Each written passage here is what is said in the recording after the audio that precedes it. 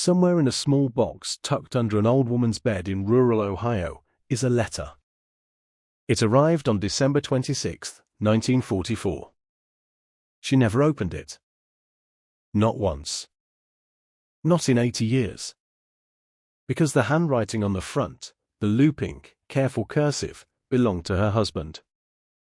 And the postmark stamped in red ink across the corner read Bastogne, Belgium. He wrote it the night before the worst battle of his life. He sealed it. He kissed it. And he never came home to read it to her himself. This is his final Christmas. His name was Corporal Jimmy Calloway. 23 years old. Born and raised in Millbrook, Ohio, a town so small it had one diner, one church, and one barber who cut everybody's hair, including the mayor's. Jimmy was the kind of guy who showed up early and stayed late. Coached Little League in the summer. Helped old Mrs. Patterson carry groceries every single Thursday. He was also terrified of spiders. Not gunfire. Not darkness. Spiders. His wife, Ruth, always teased him about it. They got married in June of 1942. He shipped out in September. Ruth was pregnant. He didn't know yet. She found out the week after he left, standing alone in their little yellow kitchen, her hands shaking, staring at a calendar on the wall. She wrote him immediately. Sent the letter off. Waited. She wouldn't hear back for 6 weeks. But when she did, Jimmy's reply came on a crumpled piece of paper that smelled like mud and cigarettes. And in the middle of it, between updates about army food and missing her cooking, he wrote, "Ruth, I swear on everything holy, I will be home for Christmas. I will hold that baby. I will hold you. Nothing in this world is stopping me." She folded that letter and put it in her apron pocket. She read it every day. Jimmy Calloway kept that promise for 2 years. He survived the beaches of Normandy. He survived the brutal push through France. He survived things no 23-year-old from a small Ohio town should ever have to survive. By December of 1944, he was in Belgium. The 101st Airborne, trapped in a frozen town called Bastogne, completely surrounded by German forces. They had no food. They had no warm clothes. They had almost no ammunition. And it was 6 days before Christmas. The temperature dropped to -20 degrees. Men tied newspaper around their boots to keep their feet from freezing. They shared half rations. Sometimes quarter rations. They prayed. A lot. Every single night, German shells lit up the sky like a deadly, terrifying version of fireworks. And every single night, Jimmy Calloway wrote in his journal. His buddy, a big kid from Louisiana named Corporal Darnell Thibodeau, said Jimmy wrote like a man possessed. He didn't write about the war. He wrote about Ruth. He wrote about that baby. He wrote about what he was going to cook for Christmas dinner, like specific recipes. Like the man had nothing else to think about. On December 20th, 1944, Jimmy pulled Darnell aside. He handed him 2 things. A letter, already sealed. And his wedding ring on a piece of paracord he'd braided himself. Darnell said Jimmy was calm. Not defeated. Not scared. Calm. Like a man who had made peace with something the rest of them hadn't yet. If something happens, you get that letter to Ruth. You put it right in her hands. Not the mailbox, her hands. Darnell tried to argue. Jimmy just looked at him and said, "You've got a mama at home, Darnell. Don't make her wait any longer than she has to." That's the kind of man Jimmy Calloway was. Even in the frozen hell of Bastogne, surrounded by an enemy army, starving and exhausted, he was still thinking about someone else. Stay with me.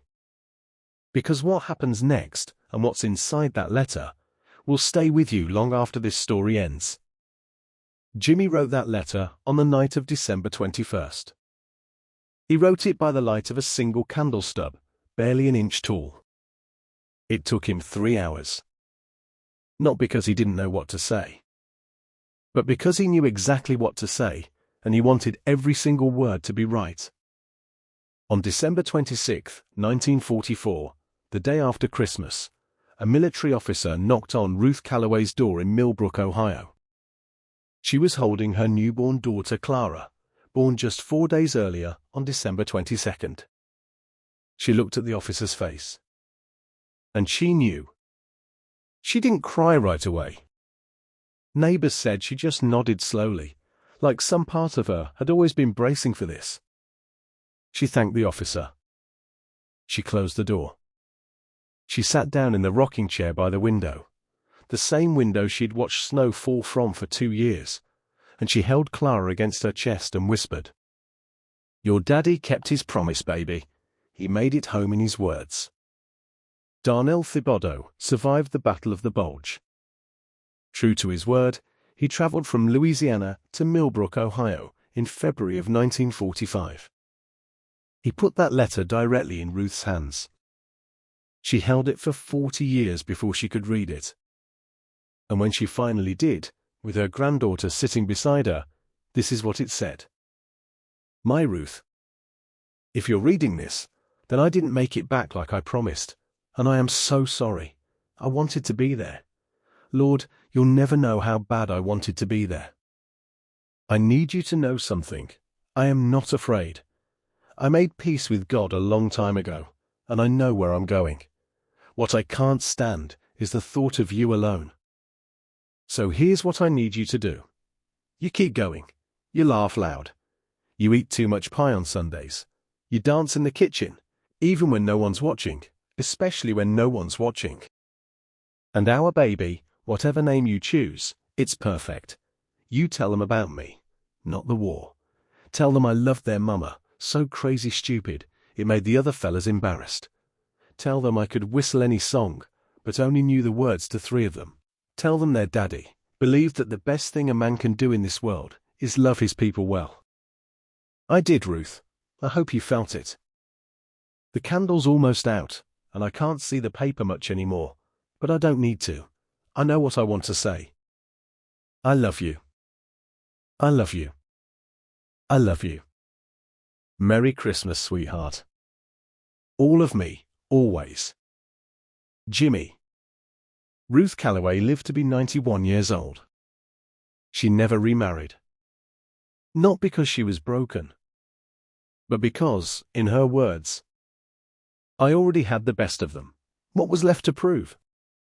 Clara grew up, had children, had grandchildren. Every Christmas morning, before gifts, before breakfast, before anything, she reads that letter out loud. The whole family sits in silence while she does. If this story moved you, hit that like button. It's how stories like Jimmy's survive. Because here's the truth that Jimmy Calloway understood better than most of us ever will. The bravest thing a human being can do is not die for someone they love. It's live for them with everything they have and love them so completely that even their absence leaves something beautiful behind. Jimmy never held Clara. But Clara has held his words every single day of her life. And she says, "My daddy didn't just write a letter. He wrote me a reason to keep going.